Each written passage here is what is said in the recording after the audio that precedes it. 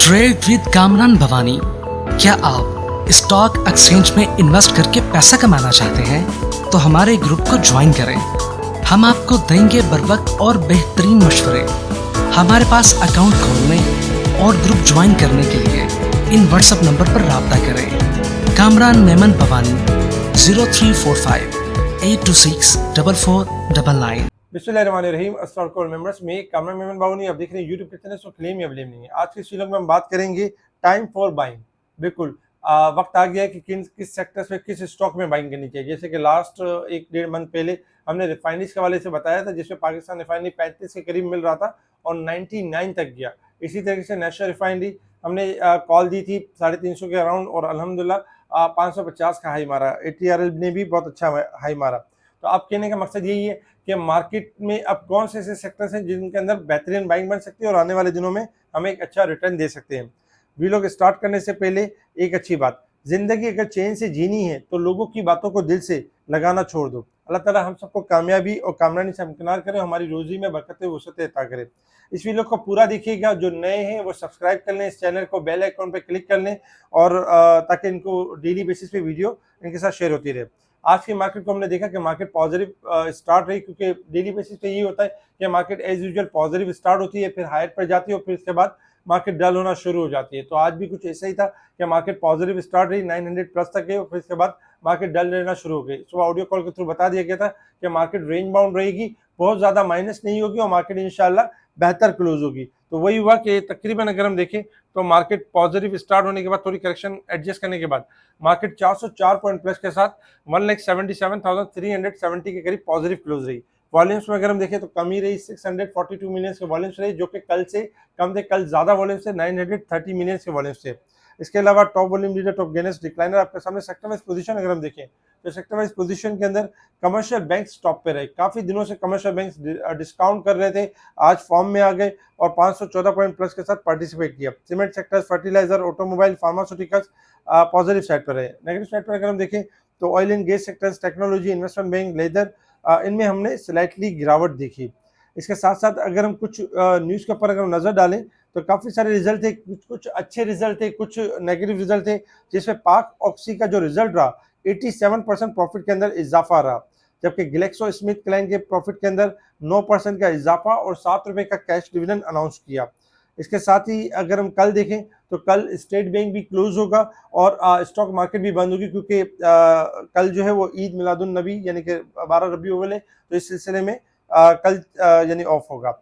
इसके साथ ही देखा जाए तो एटलस बैटरी का बहुत बुरा रिजल्ट रहा और तकरीबन देखा जाए तो एटलस बैटरी का अच्छा खासा यानी कि नुकसान रिकॉर्ड हुआ, 371 मिलियन रुपए के नुकसान के साथ यानी कि नेगेटिव रहा। जबकि लास्ट अगर ईयर में देखें तो 91.21 मिलियन रुपए का खालिश मुनाफा था, अब लॉस में कन्वर्ट हो गई। हाइस्कोल पेट्रोलियम ने भी अगर देखा जाए तो इस साल 36% लॉस में कमी की है, यानी कि लॉस तो हुआ है लेकिन इसमें कमी रिकॉर्ड की गई है। तो ये भी अच्छा रिजल्ट था हेस्कोल के वाले से कि आहिस्ता आहिस्ता अपने लॉसेस को कम कर रहा है और बेहतरी की तरफ आ रहा है। ये खबरें थी जिसके ऊपर मार्केट ने रिएक्ट किया और हमने देखा कि आज मार्केट थोड़ा रेंज बाउंड रहते हुए आखिर में मार्केट ने बहुत अच्छी क्लोजिंग दी। इंटरनेशनल लेवल्स के ऊपर भी अगर हम देखें तो खबरें अच्छी हैं। इंटरनेशनल लेवल्स के ऊपर क्रूड ऑयल जो कि $88 के पास ट्रेड कर रहा था, कोलैप्स कर गया और $2.85 के साथ नेगेटिव परफॉर्म कर रहा है, $82 के पास परफॉर्म कर रहा है। मजीद इसमें अगर हम देखें तो गोल्ड ऑयल इस वक्त डाउन साइड की तरफ है। अगर 81 का लेवल ब्रेक कर जाता है तो मजीद डिक्लाइन होगा, वरना शॉर्ट रिकवरी जनरेट हो सकती है। जबकि लॉन्ग लेवल के ऊपर अगर हम देखें तो डाउन परफॉर्म कर रहा है।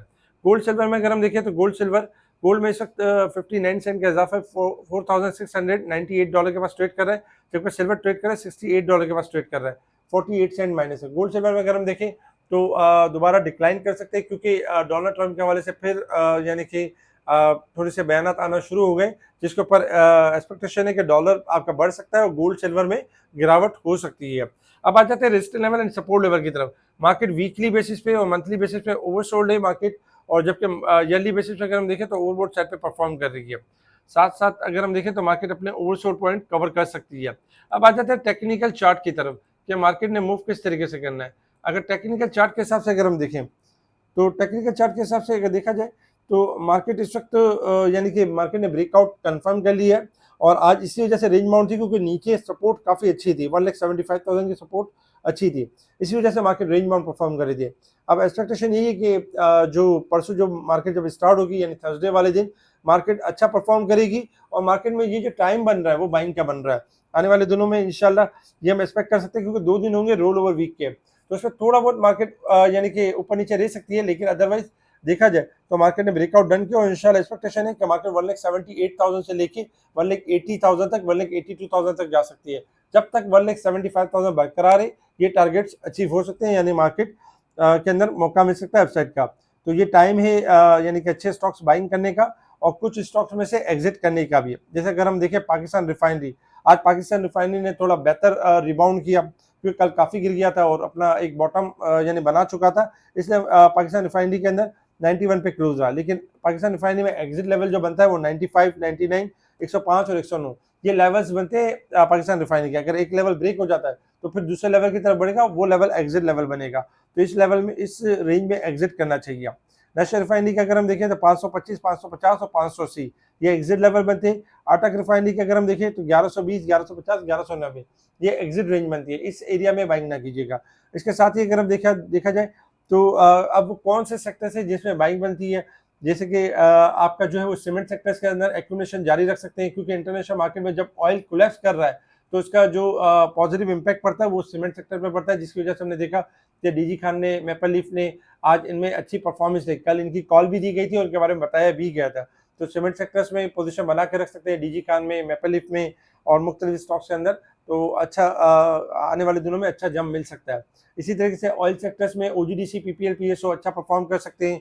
साथ ही अगर हम देखें तो फार्मास्यूटिकल्स ने भी आज थोड़ा बेहतर परफॉर्म किया और आने वाले दिनों में इनके अंदर अच्छी बाइंग्स हो सकती है, उनके अंदर एक अच्छी रैली मिल सकती है।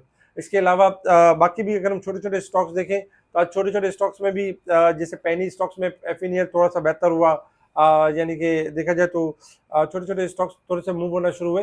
तो कोशिश ये करें छोटे स्टॉक जो बढ़ते हैं हाई साइड पर जाते हैं उनमें अच्छी जगह पे एग्जिट करें, उनको दोबारा ना लें और बड़े स्टॉक्स की तरफ जो टारगेट करना है वो सीमेंट सेक्टर और खास करके ऑयल सेक्टर के ऊपर टारगेट करें। इंशाल्लाह आने वाले दिनों में एक बेहतर मौका मिलेगा। हमारे इस वीडियो को लाइक करें, सब्सक्राइब करें, आगे फॉरवर्ड जरूर करें, कमेंट्स लाजमी दें। इसके अलावा जो हमारे व्हाट्सअप स्पेशल ग्रुप से जुड़ना चाहते हैं वो कांटेक्ट करके हमारे स्पेशल ग्रुप का हिस्सा बन सकते हैं। इसके अलावा मुनीर खान अली किसी भी ब्रांच या हेड ऑफिस के अंदर आपको जीरो सर्विस मिल रही है तब भी आप हमसे रब्ता करके अपने आपको स्पेशल ग्रुप में ऐड करवा सकते हैं एक ईमेल के प्रोसेस को फॉलो करते हुए।